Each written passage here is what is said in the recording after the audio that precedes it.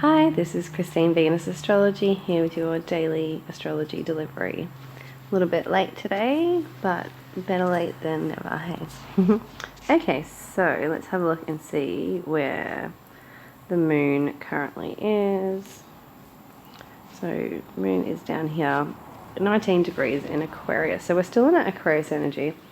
So again, that moon is less emotional. It's detached in Aquarius. Aquarius is intellectual. It's more logical thinking. It's not feeling the emotions and all the inner energy that, that emotional drive sort of thing. It's more in its thoughts and processing information and thinking about things. So, or talking about things as well.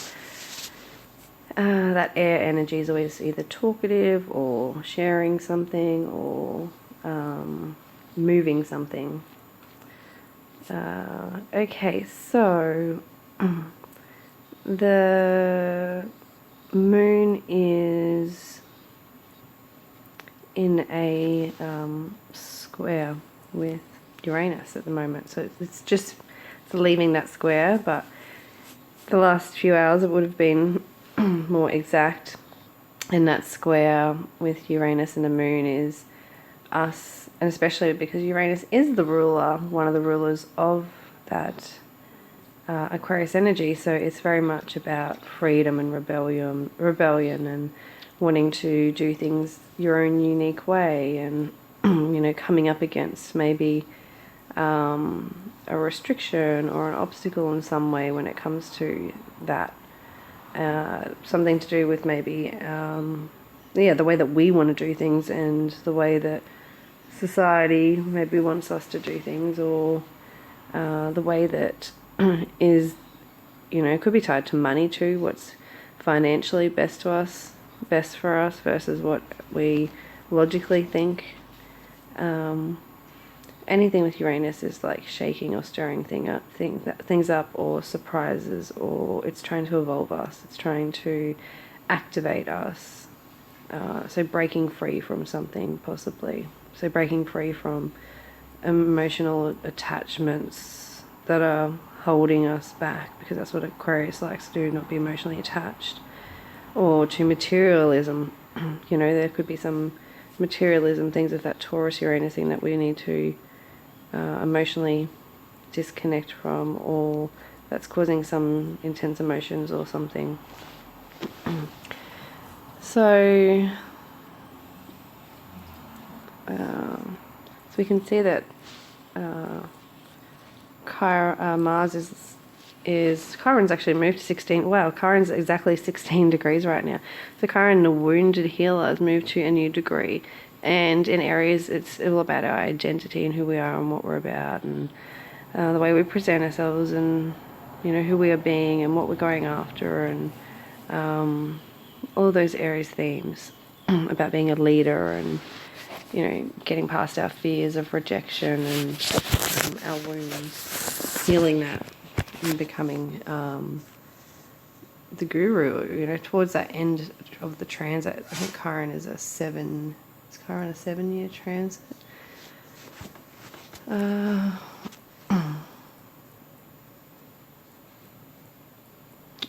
So towards the end of that transit, it's when in the Aries energy it'll be the most empowered and like embody all of that, healing of all those wounds around all the Aries stuff that's like to do with anger and aggression and being too dominant and over-empowering and being reckless and wanting to do things only my way or the highway, that sort of stuff. And fighting and war and all that.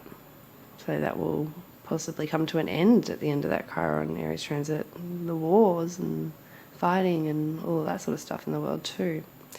Okay, so it's not one that I wanted to focus on today, but you never know what you're going to find when you look at in the chart.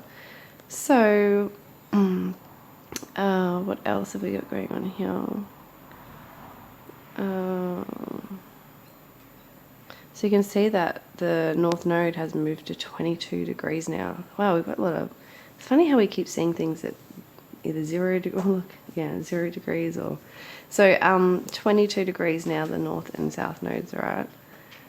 So it's moving closer to Uranus for that conjunction of Uranus and the North Node, which is going to be an interesting one. So they're 5 degrees apart now, so we'll definitely be starting to feel that a lot more.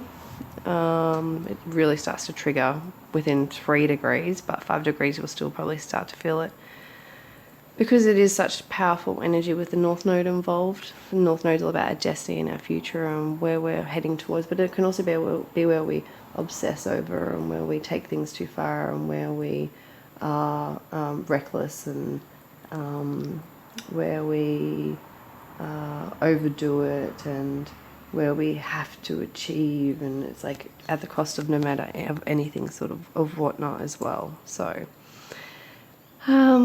yeah, with Uranus, and remember Uranus is all about freedom and breaking free and liberating us and doing things our own unique way and shaking and changing things up, especially when it comes to finances and money and resources and our relationships and our self-worth and confidence and our values, all of those things. So we have, oh wow, we have Mercury also here at 4 degrees and 7 minutes. So Mercury is coming out of shadow, so it finished its retrograde a couple of weeks ago. Shadow periods usually about 3 weeks either side. 2 week Mercury retrograde, 3 week and 2 weeks either side. It's one of those. So Mercury coming out of shadow, yeah, 2 week Mercury retrograde, 3 week shadow period either side must be. And no, the other way around. Oh, I'm confused myself now. Anyway, so Mercury will be coming out of its retrograde at 4 degrees, and I'm not sure how many minutes, but if I just go forward, oops, let me just go forward on the chart.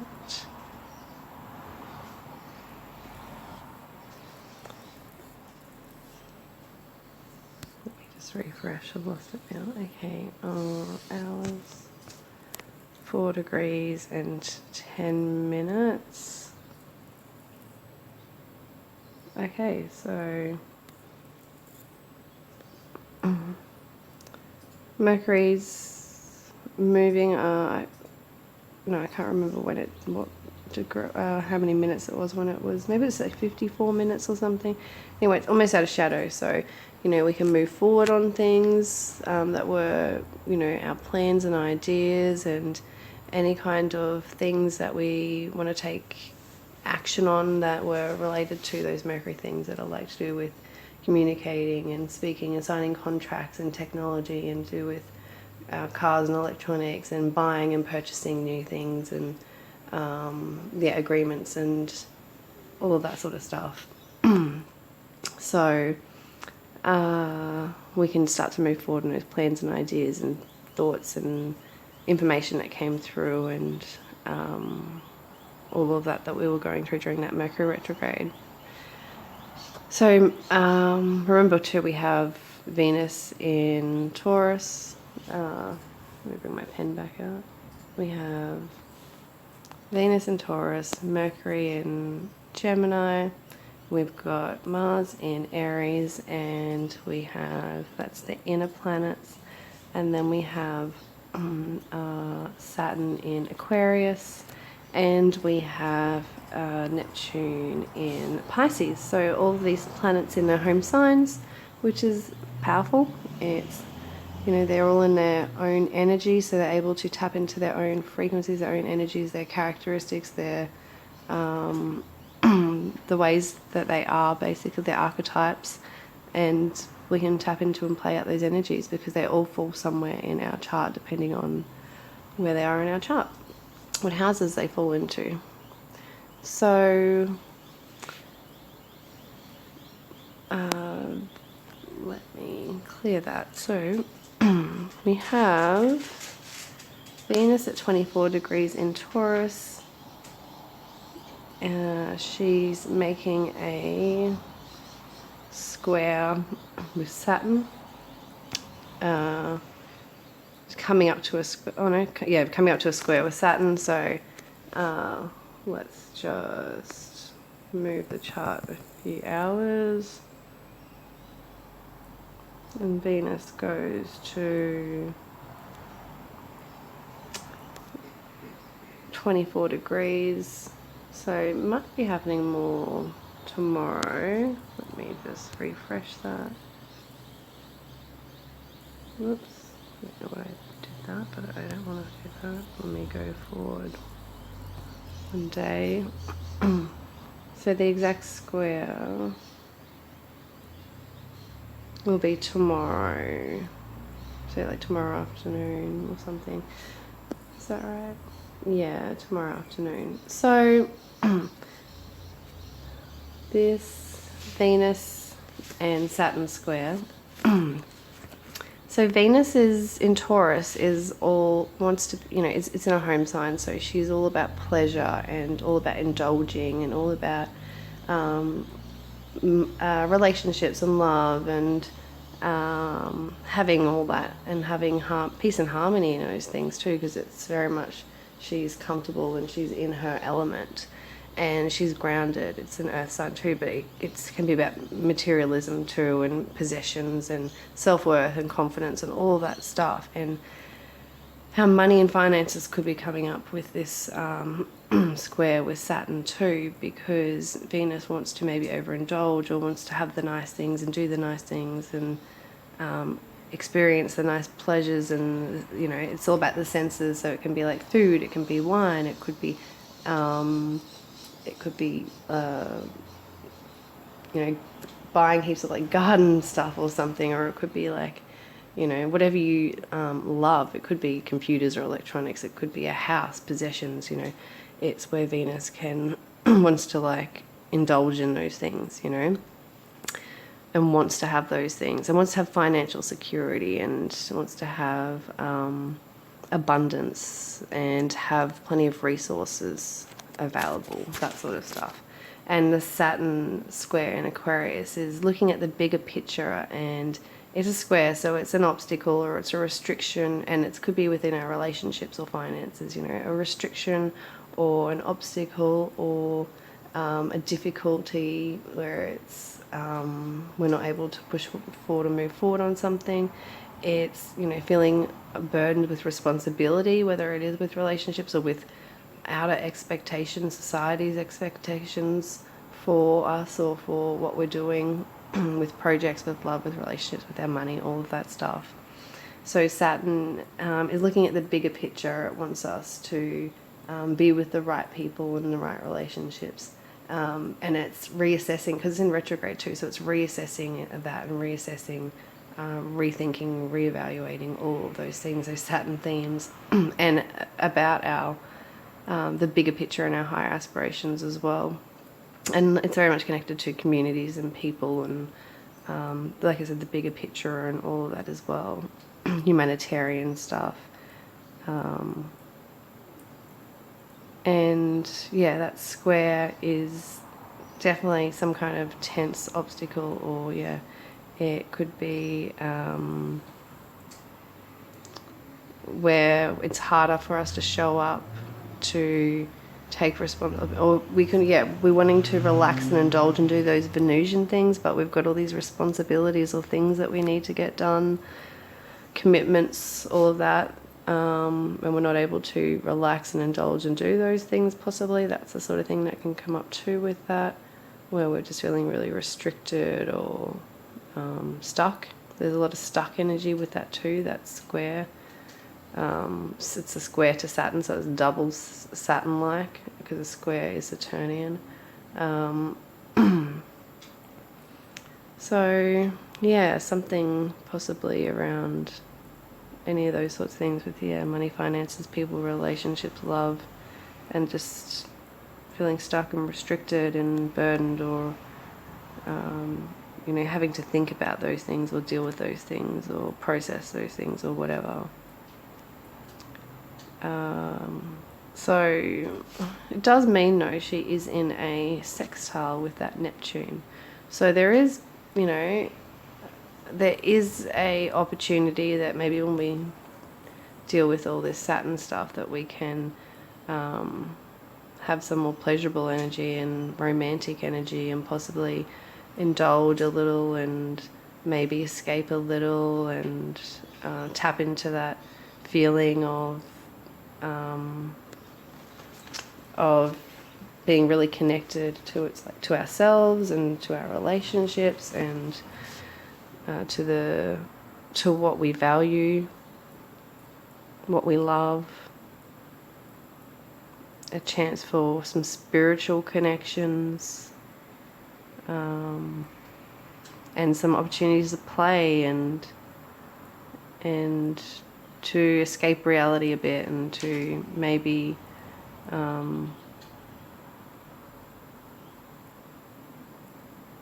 it's also could be a good opportunity for some self-care, and that too, with that sextile, you know, some spiritual self-care. So it's like, whether it's like yoga or meditation, or just some kind of like walk in nature or something, that's providing us with some kind of, you know, a more spiritual connection with ourselves and with our values and what we really do want, and all of that. So tapping into that higher self, that intuition, that godly connection, and what, you know, what we really need and want, and not from a materialistic point of view, but from a spiritual point of view. So I always think of so many things I want to say, and then when I look at the chart, it's not always there. I just have so many thoughts about the astrology always throughout the day. Okay, so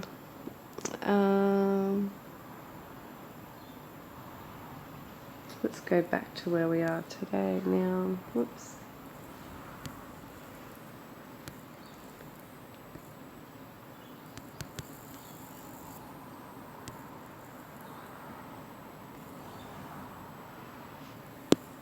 Oops, okay. So, what's this doing?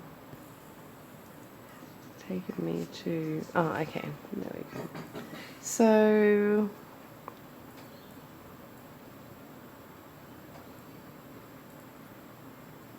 and remember too, that means Venus is also in a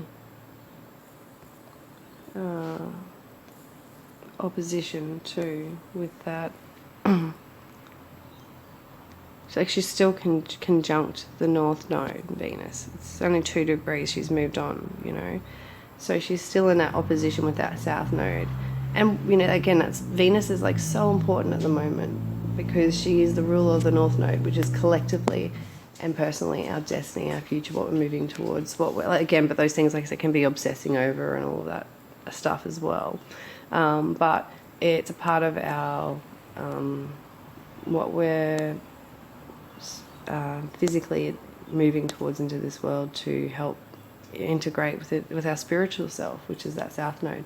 But that South Node is about releasing and letting go of materialism, of you know, needing things and desiring things that are not healthy for us, that are toxic, that are holding us back, that are keeping us in fear, that any trauma and all of that connected to things that aren't allowing us to have those healthy relationships that are, you know, coming from being of value, and helping us to step more into our confidence and self-worth, and use our skills and abilities, and to have security and financial security, and to be able to build and create things together.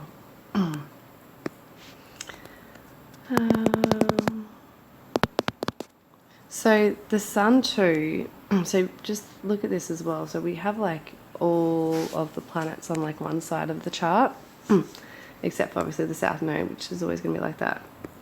But it's interesting because the sun is in Gemini now at 27 degrees, so it's getting towards the end of its transit, then it's going to move into Cancer, which opposite sign of Cancer is Capricorn, so it's not going to make any oppositions to anything until it hits the end of Cancer, and it will make an opposition to Pluto, the sun. But otherwise, you know, for the next, say, 6 months, you know, after that, when the sun's moving around here in the chart, as the sun moves, you know, it changes signs every 30 days or 31, 29 days, whatever it is, basically. Then that means that the sun will start to make a lot of oppositions, basically. So, you know, it'll be opposite all of these planets. So that will be, you know, an opposition is always another perspective. It's another point of view. It's the sun's lighting things up. It's bringing it to our attention. It's also our vitality and our energy. So like the sun and Neptune at the moment in that square is, you know, we can not feel as energetic at the moment and not feel as we have as much vitality in that, because we're often more dreamy and want to be more sleepy, and often like other realities, or like dreaming about things, or escaping, and maybe not, you know, doing drugs and alcohol and things like that as well can be very much that Pisces energy, that escapism energy. So we're just, you know, lost in in illusion or delusion within something. So, but yes, as I was saying, the sun will, start to make oppositions to sort of everything, and it'll be lighting something up about all this energy too. So, yeah, there's a lot to come over the next 6 months with all of that too, for everyone, for the collective, and then personally as well, because it's as above as below. So whatever's happening above affects us below. That's the ancient saying, and what they, you know, went by, because there's so many different civilizations that have studied astrology, have studied the stars. It's everywhere on the earth, in different countries, and like I said, different civilizations, different indigenous people, you know, have practiced it for many generations and whatever else. It's been around for so long, and it's, you know, kings and queens used to have astrologers to consult for them. So, and the rich, and I think they say, there's actually a saying, it's like, what is it? I'll remember it and I'll put it on the screen, but it's something about, I'll find it and put it on about the rich and having an astrologer. So, yes. I will maybe just leave it at that so this isn't too long. But otherwise, I'll talk to you tomorrow, and hopefully I'll do a live video soon. But make sure you subscribe and follow. I do a bit more usually on Instagram, so make sure you follow on Instagram too, if you're listening to this on another platform. But otherwise, I will talk to you tomorrow. Take care. Bye.